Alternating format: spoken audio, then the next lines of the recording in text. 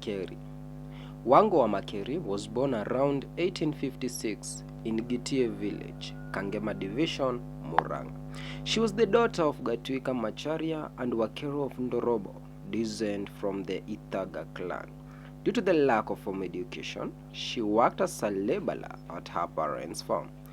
There, she met her husband, Makeri Wambogo, with whom they raised 6 children in Koimbi village in Murang'a.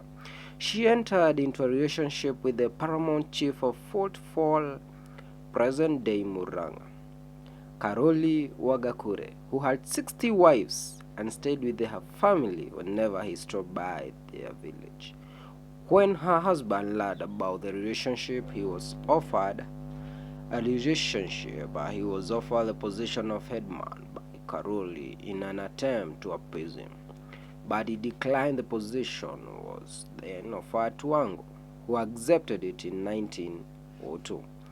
This position of headman was reserved for men, and Wangu became the first and only female leader of the Kikuyu during the British colonial rule.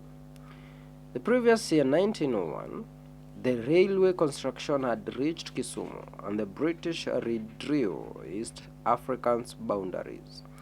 The British began a taxation system for its new subjects to fund these initiatives. Paramount chiefs like Karuri were appointed to help collect the money, and headmen such as Wangu assisted them by acting as the grassroots agents in the administrative. Wangu's task as headman involved collecting taxes, brokering peace in the community, and communicating the colonial rules to the people. She was considered harsh and authoritarian in how she intimidated tax evaders and subjected them to solitary confinement.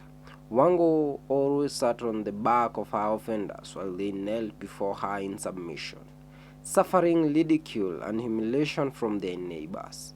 Her downfall came when she joined men in a dance called Kibata, naked, which was reserved for men, and not even moving near the male dancers was allowed. It is alleged that when Wangu saw Karoli Wagakure dancing, she stood up, flung herself on the dance floor and began to dance vigorously, exposing her breast and thighs. Her dishonorable dance soon became a subject of discussion among the people she ruled, and in June 1909, Wangu was forced to resign. Even though many view her as a ruthless leader, Wangu is celebrated for fighting for and earning her respect in a male-dominated society and proving that women can be leaders.